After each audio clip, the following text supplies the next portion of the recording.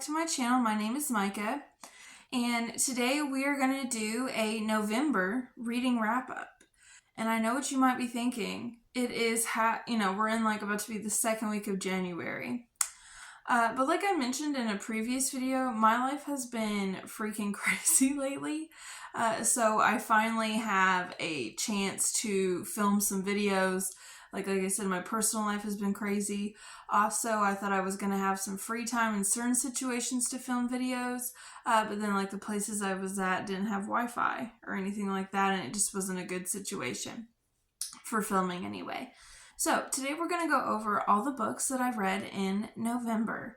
So November was the month of audiobooks for me. Out of all these books I'm going to list, I only read 2 of them. One was, a physical copy and one was on Kindle, and the rest were audiobooks. I believe in November I worked from home a lot, and part of my job is I input data, and I will put an audiobook on while I am inputting the data and listen to it. So I just went through them like that. So let's get started. So the first audiobook I finished was The Body in the Library by Agatha Christie. This is a Miss Marple novel. If you never read the Miss Marple series, it's about a woman named Jane Marple. She is in her 70s or 80s, and she solves mysteries. And the way she does it is she just deduces human nature. She's a really good observer of human nature, and she always uses these, to explain the mystery and how she knew it. She always uses these, crazy scenarios from her little small British town, and at first you're like, what? That doesn't make sense at all. But she connects the human nature behind it. So the premise of A Body in the Library is that some friends of Miss Marple, they wake up one morning and there's just a random dead girl in their library. Neither the husband or the wife claims to know who this woman is, and she's just randomly there. No one can understand why she's there. No one can make the connection, and the wife instantly calls Miss Marple because she knows Miss Marple can figure it out. So that's the premise of the book. I listened to this via audiobook, and it was a dramatized version. Now, I did not love this audiobook reading. This is the second Agatha Christie book that I've listened to a dramatized version. And this is off the Libby app from my local library. I don't really like the dramatized version because there's a lot of old British ladies doing the voices, and to my ears, they all sound the same. So I was kind of confused as to who was saying what, because with a regular audiobook, they'll say this character said this, or Ginny said this. They'll say the characters, there's a said, there's a character, if you read a book or you listen to audiobook, that's how it is. But not with the dramatized version. It's they're acting it out. So I wasn't really in love with the dramatized version of this. I did know the basic concept from a Marple episode. There is a TV series based on some of these books, and it's called Marple. It's from the early 2000s, I think. It's on BritBox if you want to watch it. But the TV show has a queer twist. And I know, in my mind, I should be of course Agatha Christie writing this, anywhere between the 40s and the 60s is not going to have a queer twist. But the book didn't have the queer twist, and I was just disappointed. And I also didn't understand, the ending. It was very convoluted and confusing, and it just didn't make sense to me. So I didn't love it for that. But I do love Miss Marple in general, because I just love how she's this little old lady that everyone underestimates, but she solves these just because of her life experience and what she's learned about humans in general. So I do really love the Miss Marple. I love that TV series, and I love the book series as well. I gave this 3 stars. I gave it 3 stars. Part of it was the audiobook performance. Part of it was I was just already disappointed because the queer twist wasn't in there. And then part of it was because of the ending. So I gave this 3 out of 5 stars. The next book I read was The Moving Finger, also by Agatha Christie, also by Miss Martin, and also a Miss Marple novel. And I also read the audiobook of this, but this was not dramatized. This was just a regular audiobook. So the premises of this is that there's a brother and sister. They move to the country because it's set during World War II. The brother is injured. He was a pilot and he's injured. So the doctors go to the country and recuperate. So they move. And what's happening in this little village is that there's someone who is sending what's called poison pen letters. Basically someone trying to blackmail or something like that. So all these people are getting all these letters. Some of them are hitting the nail on the head and some of them just don't make sense whatsoever. But there's a culprit. Everyone's trying to figure out who the culprit is behind it. And eventually someone does wind up dead. Someone does wind up murdered because of these letters. So that's where the mystery element comes in. There is a murder committed. There is a girl, Meg. She is the stepdaughter of this local, kind of prestigious guy. He's a magistrate or whatever. But Jerry, who is the brother, the guy who got injured, him and Meg kind of start to have this, romance.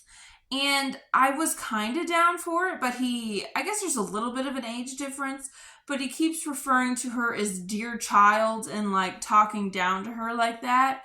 So that instantly gave me the ick. And everyone is acting like Meg is so weird, but really she's just not very social. And it sounds like she's just depressed. And she's probably depressed because everyone is always talking trash about her. So I didn't like that aspect. It's just leave Meg alone. She's really just trying to live her life here. Another thing I didn't like was that Miss Marple does not show up until the last quarter of the book. So we go through 75% of the novel without having the main character in a series. So that was a little bit of a bummer. I did enjoy this better than Body in the Library though. So I also gave this 3 out of 5 stars, but between Body in the Library and The Moving Finger, I preferred The Moving Finger, though the title really didn't make sense to me. Maybe it's talking about typewriters? I don't know. All right, the third book I read, and this was a book I read on Kindle, was the 10,000 Doors of January by Alix Harrow. I just did a video on this about a reading challenge about Starling House. So if you want to hear a more in-depth review of that, you can view that video. But the premise of this, there is our main character. Her name is January. She is a ward of this guy named Mr. Locke, and this takes place in the early 1900s, before Titanic. So, before 1912. And so Mr. Locke, he's a rich white man. They live in Vermont. And he's part of this archaeological society. And, there were a lot of these societies in the late 1800s, early 1900s, where a bunch of rich white people, went and they got artifacts from different cultures and they took them for themselves. And they were like, oh, we're taking these to preserve them because the local people just can't take care of their own stuff. That kind of racist vibe. So what January's father does is he goes and collects these artifacts from Mr. Locke. And January is not white. I'm not going to talk about her ethnicity because it actually is a plot point. But when January is a young girl, she finds this door in the middle of a field in Kentucky when she's on a trip with Mr. Locke, and she opens it, and it's to another world. But the door gets destroyed before she can fully walk through it. But she always kind of has that in her memory. And then when she's 16 or 17, her father goes missing. He's presumed dead. And she finds this book, and it also talks about the doors between worlds. And it kind of sets her off on her own story. So I really did enjoy this book. Alix Harrow is an auto-buy author for me. I have not read her to zero yet, but I plan to. And any new books she releases, I will definitely be purchasing those. So there's a lot of themes of racism, colonialism, imperialism. They're handled in a great way, and just the points that are made, the prose behind it, it's really awesome. There's a cute little adorable little love story, so it's not smutty or anything. It's just a cute little love story. So if that's the vibes you're wanting, this book definitely has that. It did struggle to keep my attention at times. So for that reason, I gave it a 4 out of 5 stars instead of a 5. But it's really, really a great book, and I love the themes, I loved the prose, all of that. The next book I read, this was a audiobook, and it's a combo pack. So it's actually 2 books in like one audiobook form. It's called the Unconventional Heroes series, and the first book is called 2 Necromancers, a Bureaucrat, and an Elf. And the second one is 2 Necromancers, an Army of Golems, and a Demon Lord. So this is an audiobook. I liked this. So this is fantasy without being too serious. And I liked that. And anyone who likes fantasy, sometimes it just takes itself way too serious. This book doesn't do that at all. So the premise is there's this necromancer, and necromancer is someone who can bring dead people back to life into like zombies. He has an apprentice. She's 10 years old. Her name's Katie. And he's kind of sick of the necromancer life, like zombies always trying to kill you, stuff like that. He decides he wants to go straight. He wants to be, on the level. He wants to do everything by the book. So he contacts the like government of this fantasy land. And they strike a deal to where he can kind of like work for them. And, he won't be like, because being a necromancer is like illegal. And so he won't be like prosecuted and everything. And so they send over this bureaucrat. His name is Gerald. And basically just hijinks ensue. Very found family-esque. The humor in this is hilarious. Like, I laughed a lot. I love the way the narrator of this audiobook did the voice for Katie, the 10-year-old necromancer assistant. It's actually really funny, the way he did that. So yeah, I laughed a lot. I mean, this isn't the most, like, well-written story or anything, but it's just fun. It's a good time. Some things I didn't like is that the battle scenes were way too drawn out. Like, I was struggling to keep attention for them. And also, I like world building. That's really important to me in fantasy, but the way this world building was done was not very good, because it would just be a huge chunk, and instead of being interwoven, like world building needs to be sprinkled here and there.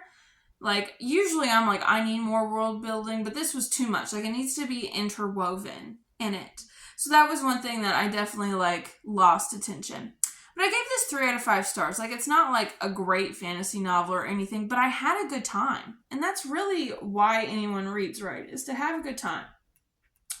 So 3 stars all, and there's a series. This is like the type of series that doesn't have like any physical books. Like, it's just a Kindle book, which I usually don't read stuff like that, but I liked this. I enjoyed it. So I'll probably continue the series.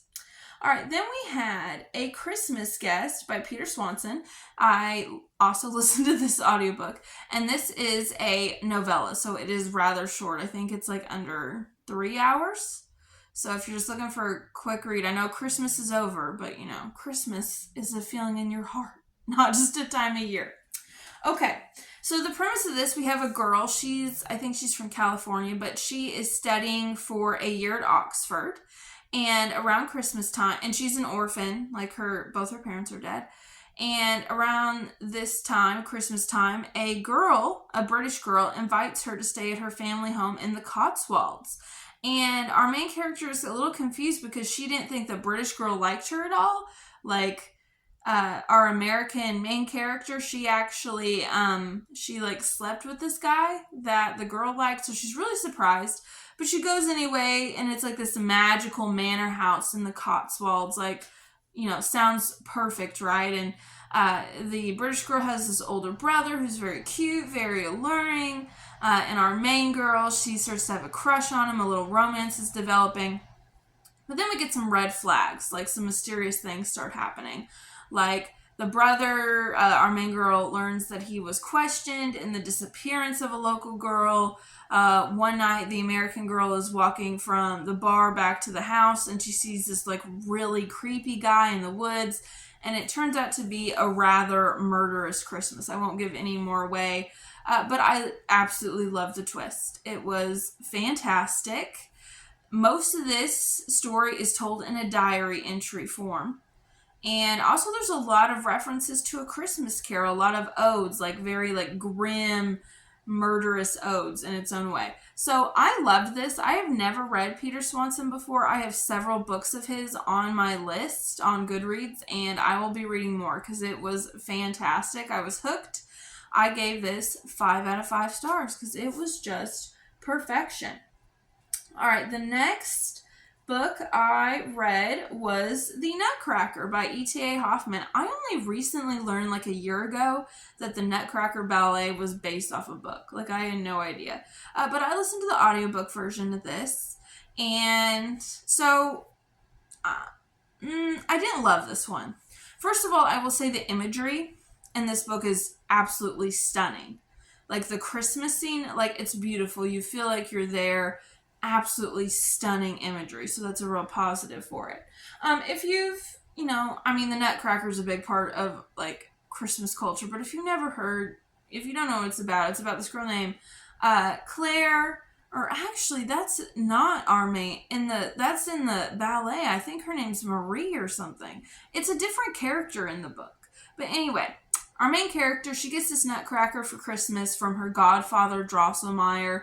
And, it's Christmas night. She wakes up and she sees the Nutcracker coming to life, like battling this Mouse King with like 7 heads, like a crazy acid trip dream. And Godfather Drosselmeyer kind of tells her more about the story of the Nutcracker. So some things about this book that I didn't love is that the last part of the book is mainly exposition. There's no plot. Like, this book could have been a lot shorter.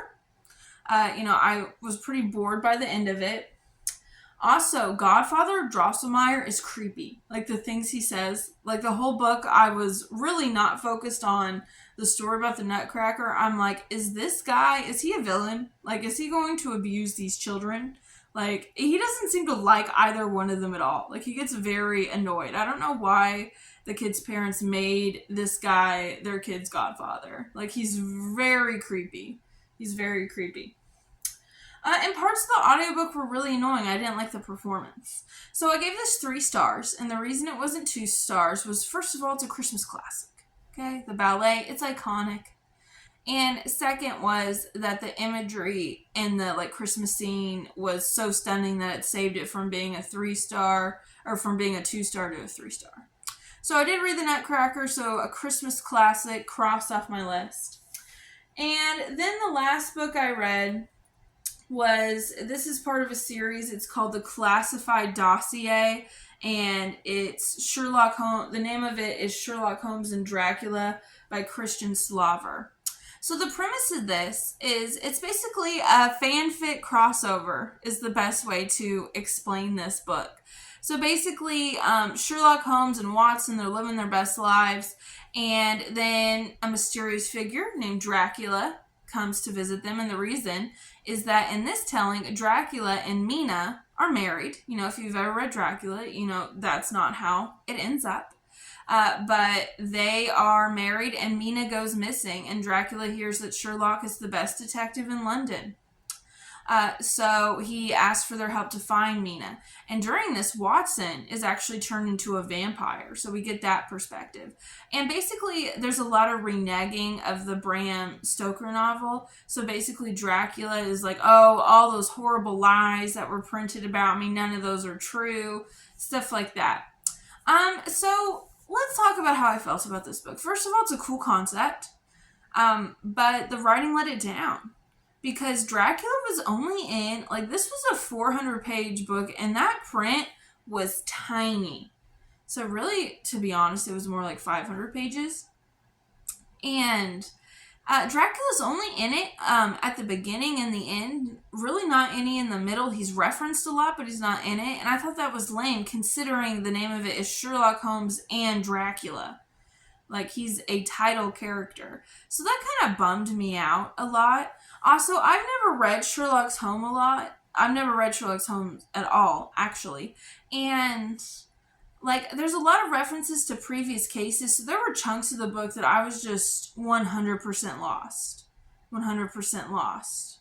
Also, there were just parts that were unnecessary. It was just unnecessary. They're trying to build up that there's this overarching big bad villain who's targeting both Holmes and Dracula.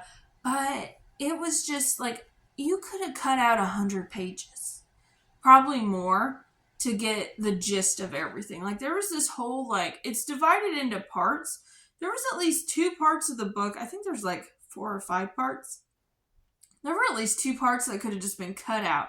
Because it really, I mean, it mentioned Dracula in the overarching thing, but it was just bad. It just wasn't, I did not enjoy it. So because of this, and I gave it 3 stars. So I didn't have the best reading month. Like, there were a lot of audiobooks, but I had a lot of books that just kind of flopped. So I would say probably that my favorite book by far was The Christmas Guest. That was 5 out of 5. It was spectacular. Highly recommend. Doesn't matter what time of year. You know, if you want a good thriller, you want a good thriller. And I'd say my least favorite was probably The Nutcracker, just because Godfather Drosselmeyer was so creepy, and like the audiobook just really got on my nerves. So those were all the books I read in November. Like I said, I know that I'm like a month and a half late, but that's okay. Thank you for watching this video, and I will be posting more stuff about my December wrap-up soon. Have a great day.